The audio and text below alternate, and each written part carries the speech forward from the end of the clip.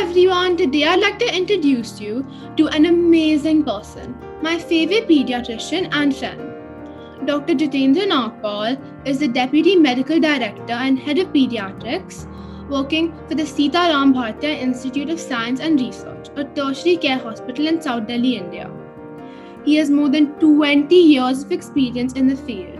He is very active in medical research with more than 25 national and international publications to his credit.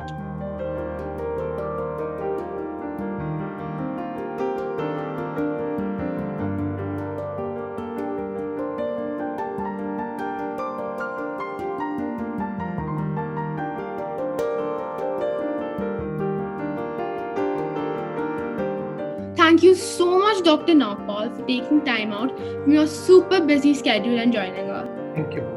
It's a pleasure to be with you today. So, there's a lot of chatter about the impending third wave. And now that lockdown's open, what precautions do you think we should take as children in India because we haven't gotten the vaccination?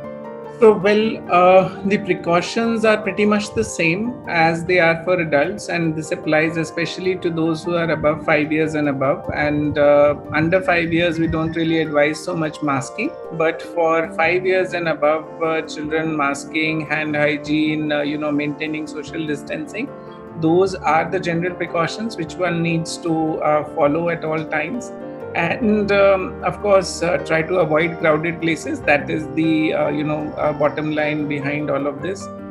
The next aspect is that the vaccination, whatever its penetration and how much the percentage of the vaccine, how much proportion of the population which has received the vaccine, the precautions still continue to apply, in the sense that not only have the children not received the vaccine, there is a possibility that some of the children might acquire either mild or asymptomatic infections and be a source of transmission within their family, even to more vulnerable sections like the elderly and other members in the family.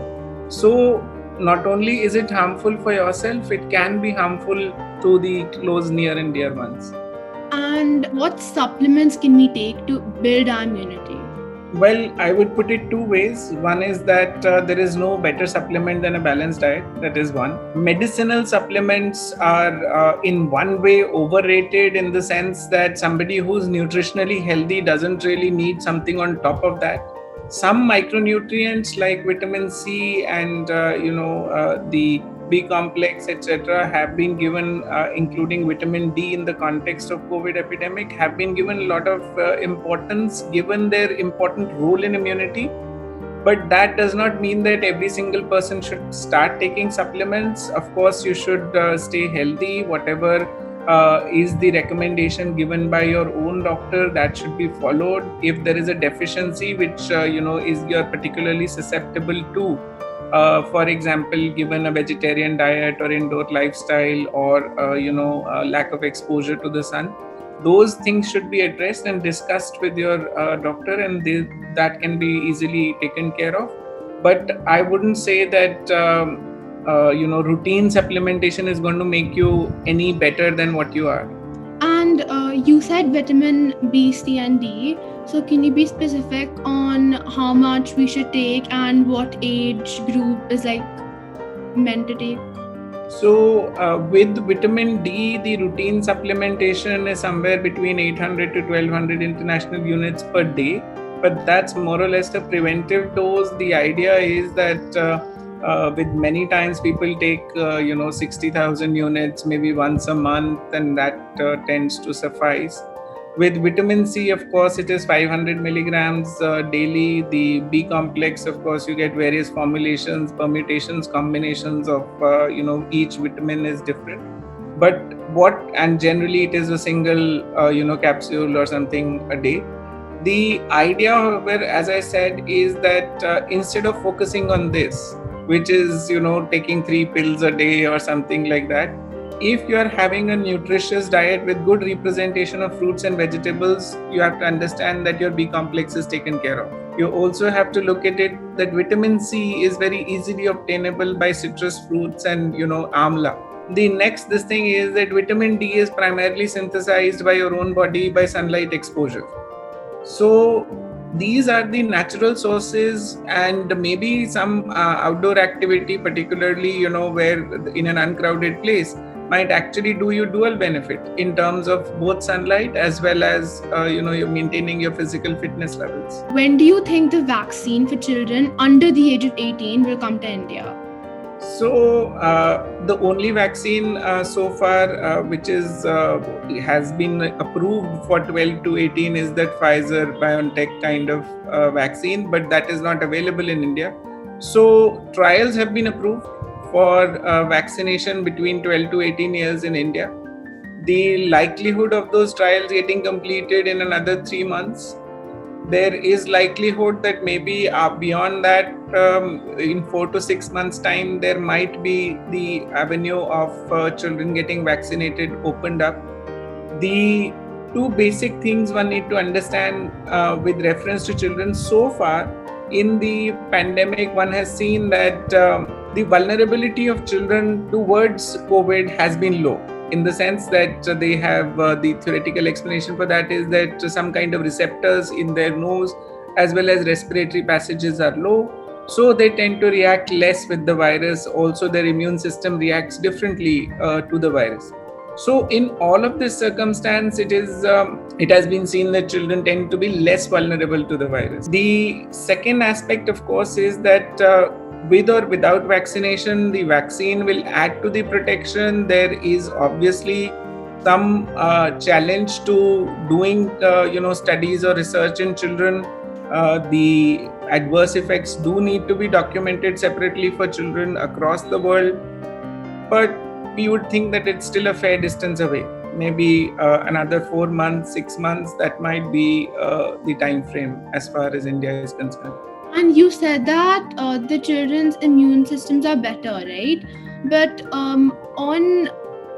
I saw an interview on the Facebook page of the Sitaram Bhartia Facebook page, and it talked about how the first wave did not affect children that much, and the second wave did affect children a little bit. And like I said, the impending third wave would affect children a little bit more. So do you think, is this correct? So I would say that it is definitely an apprehension.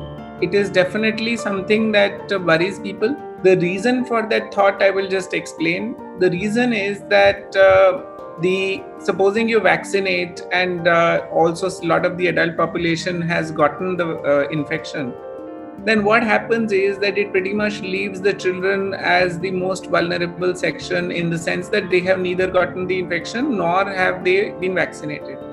Now, what happens is that when you leave a select set of individuals vulnerable, and in the case of India, you are aware that 40% of the population is actually under 18. So in this age group, and given this vast size of this population, if there is a vulnerable section, and there could be theoretically the possibility that the virus might maladapt or adapt to this, the only option that it has left with it. So in that case, there could be the possibility that another mutation, another variant, another type might actually trigger the third wave or so-called new wave, and there could be the possibility that children might be more vulnerable to this, because that is the section which is left behind. As we saw, the difference between the first and second wave was that the first wave was primarily restricted to the elderly. Obviously, the elderly were also vulnerable in the second wave, but a lot of the elderly population had been vaccinated. So what happened in the second wave is that the younger population, the more mobile population, got infected more compared to the first wave, because of the exposure, as well as the fact that this population had probably the numbers themselves for this population were huge. So similarly, that is the fear that if there is a new variant, how it will react with children, and how that is going to pan out.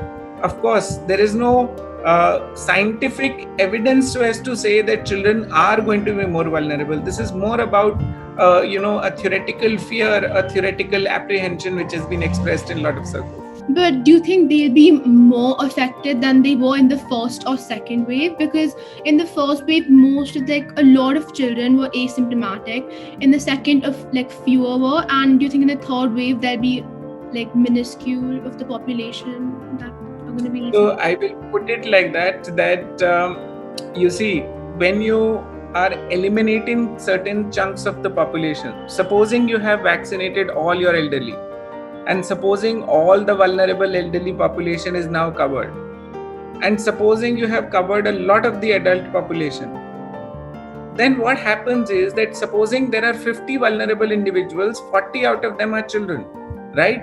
So definitely the distribution that you see, that who is getting admitted to the hospital or who is getting sick, is definitely going to be different. But at the same time, whether that indicates the distribution of the vulnerable section itself has changed, or whether that is that there is a new type of virus which is infecting selectively the children, compared to the elders and compared to the adult population, children are always going to be doing much better. So there is no room here for any sort of anxiety, so as to say that children are somehow going to be suffering more.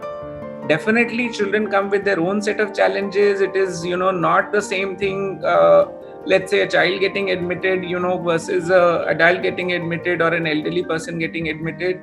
But at the same time, just in terms of sheer numbers, you could see a significantly higher proportion of children getting affected. But at the same time, this would also mean that these children are going to be doing much better than the adults or the elderly have done in the first and second waves. So there's always something positive too. Yes, and one should always look at it from the positive perspective.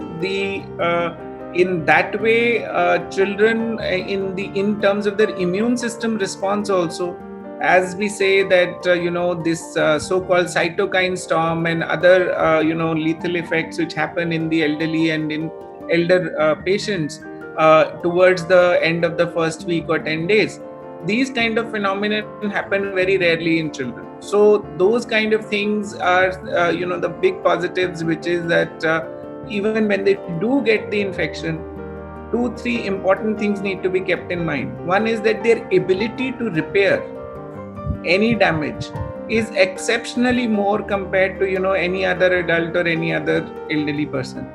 Their ability to regenerate tissue, their ability of the immune system to adapt to the new circumstance, all of these things give the children an inherent advantage. Of course, as I said, that there are certain ACE receptors which are there in the nose and in the throat as well as the lungs, and these receptors are also innately less in children. So the virus that finds less targets to attack. So all of this picture definitely gives an advantage to the kids. The next, of course, is that we would definitely want that if the vaccination becomes available and approved, then we want to give them the added advantage of being vaccinated as well. So some of us kids and teens still have our childhood vaccinations pending. Do you think it's a good time to get these put, or should we wait for some more time? So, I would think that the wait is not a very good idea at this particular point in time, because we are pretty much in between waves, is the way I would put it. And if you want to catch up with some vaccination, if you want to catch up with something that it was pending and missed, then this is an opportunity in that sense. We don't know when the third wave is going to come. Maybe it comes, maybe it doesn't come. But at the same time, we do not want to create a very large subset of individuals which actually is vulnerable to diseases which were preventable with vaccination with surety. In the sense that supposing you missed your typhoid vaccination, you never got COVID, but if you get typhoid, then it would be a shame, because the typhoid vaccination is really very effective, and the vaccination would have prevented probably the disease. So let's not make ourselves vulnerable to things which we could have definitely prevented. The COVID you may or may not prevent, even with the step of not venturing out right now. But I would think that with all the adequate precautions, you choose carefully your health facility, you choose a facility which is less crowded, you choose a facility where you can be given the personalized attention, and all the precautions can be followed, and you go ahead with your vaccination. So, WHO, the World Health Organization, has approved of the Pfizer vaccine and the Moderna vaccine for children. Which one do you think is more efficient and safer? So the results, there is no head-to-head comparison between the two vaccines. The results for Pfizer have been marginally better, but at the same time, there is no 50 children were given Pfizer, 50 were given Moderna, and who did better. The idea, however, is that at this particular point in time, I would not think that there is any scope of brand selection. Whatever you are getting, the first priority is to get it. And whether those 2% or 5% additional advantages, disadvantages matter or not, the first thing that matters is that whether you get that 90% protection. The most important thing is that no vaccine is ever accepted which has more potential of causing harm than it is capable of causing good. So the selection criteria itself for a vaccine is that it has to be primarily safe, and that is exceptionally true for any vaccine which is approved for children. So don't worry about the safety profile of the vaccine. There is always going to be 1 in 1,000, 1 in 100, this happens, that happens. All of those things are related to individual bodies' personality, individual bodies' vulnerability. And there is no way of predicting those things. So the benefit obviously outweighs the harm, which is why the vaccine is being advised. So keep yourself free from all negative thoughts in this regard, and try to complete your vaccination as soon as it becomes available with whatever brand is available at that particular point in time, and so that you are able to decrease your susceptibility to the infection at the earliest possible date. You see, like what happened in the second wave, we as medical professionals also do not really have enough data at this particular point in time to actually advise you really on what the options are and what are the advantages and disadvantages. The idea at this point is to vaccinate as many people as possible. And many people are just scared of taking the vaccination because it's going to hurt, but it's really helpful, right?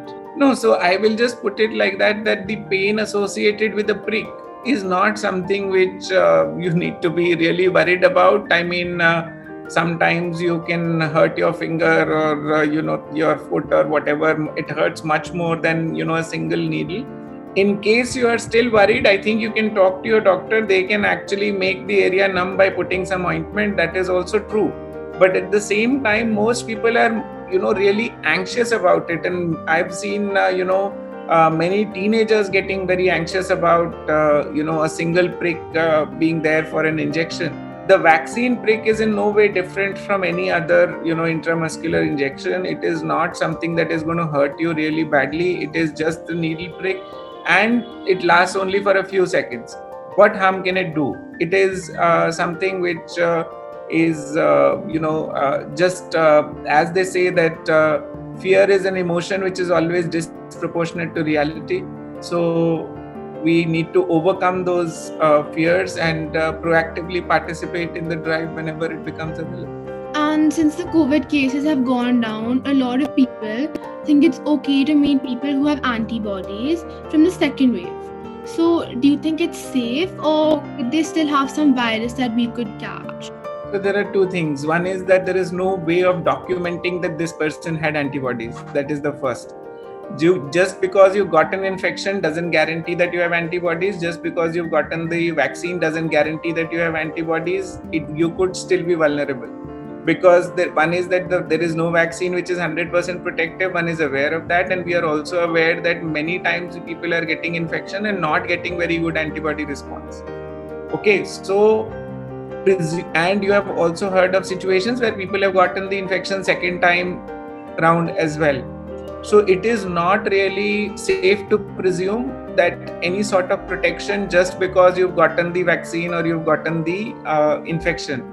It is also true that now there are 3 variants which are, primarily prevalent. So it is pretty much possible that you got the infection with a different variant and now you might get infection with a different variant. So no such presumption is advisable. You need to keep all your precautions up and try to take all the possible measures which are, keeping yourself and your family safe. And should kids be doing any breathing exercises? So not routinely. I would think that whatever is required for a healthy lifestyle, it is not as if that you just need to focus on your breathing. I would think that the physical fitness of kids has really suffered during this lockdown and pandemic period. And one needs to be aware of that and proactively try to engage in physical activity as well as maybe yoga or maybe other strenuous exercises, so that the physical fitness levels stay high. It is very easy to become, as they say, a couch potato and a slouch, and it kind of only makes you more vulnerable to disease because basically your muscles and your protein levels really fall. You become inactive in the overall sense of the word. And is it better to wear one mask or two? So depends on what mask we are talking about. If you are wearing N95, then there is no point in wearing two. That is the first thing. If you are intending to wear, let us say, one cloth inside and an N95 on top, that doesn't make really much medical sense. Okay.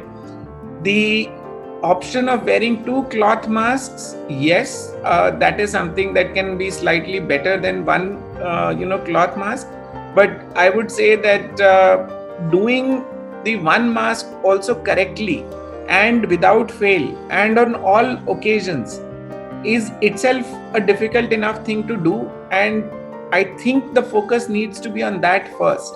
That instead of thinking of things like, double masking or, trying to put various permutations and combinations, the focus is to get the things right in 100% of the times, where you don't, like, for example, keep touching your mask every time and you try to put it in the correct way and you try to wear it on every possible occasion that it is required to be worn.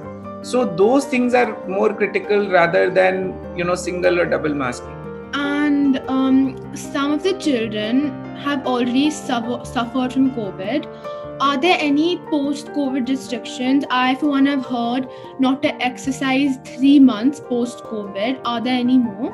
So I would say that by exercise, we say that maybe strenuous exercise is something that you could minimize, but at the same time, mild exercise after, let's say, you have started to feel better and overtly mobile, that is something within the first 2-3 weeks can definitely help, in the sense that you can regain your level of physical activity and fitness more quickly.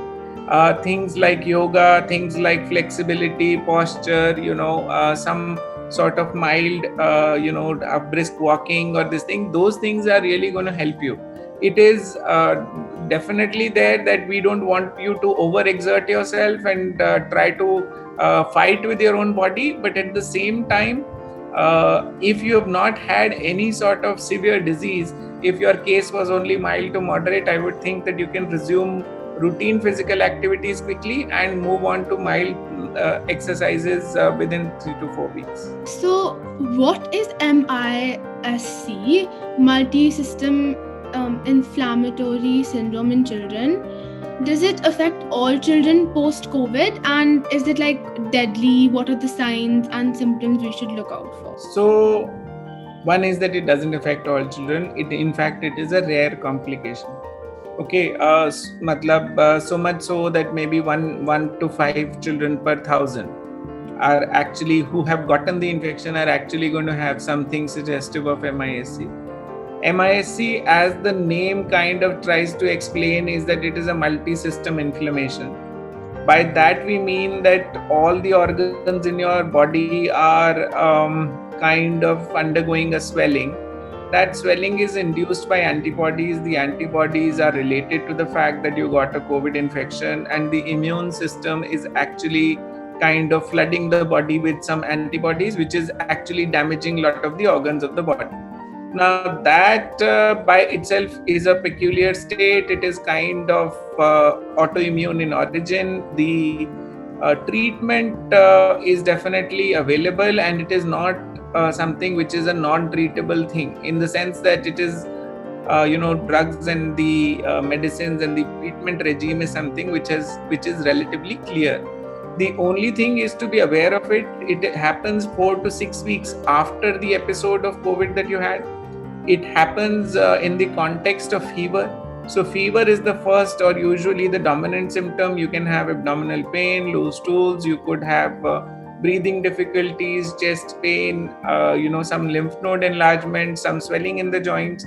All those things can happen in various permutations and combinations, but generally all of those things are centered around fever. So the fever recurring within 4 to 6 weeks of an earlier COVID infection is something which should be a red flag. And once you get this, the idea is to investigate and treat quickly, because sometimes this can also be associated with some sort of swelling in the heart and all, not to trigger too much panic, but basically it requires treatment, in the sense that it is not something that can be ignored. And is it deadly? So there, in case you get severe MIST, which is that the heart is involved and all, which, as I said, again is a smaller proportion of the smaller proportion, then there is definitely a risk. But at the same time, early treatment generally prevents such problems. So theoretically, yes, it is capable of causing serious damage. But again, the idea is to prevent this by detecting early and treating early. So thank you so much for clearing our doubts and enlightening us. I definitely feel more confident and secure given these unprecedented times. Hope this helps you all too. For all of you who want to get a consultation, you can contact the pediatric team at Sitaram Bhartiya Institute of Science and Research. You can even get a video consult. So it's not over, guys. Till we're vaccinated, stay safe, stay indoors, and stay masked up. To know more about Delhi and the NCR, like us on Facebook and click on See First for latest updates and happenings in Delhi and the NCR.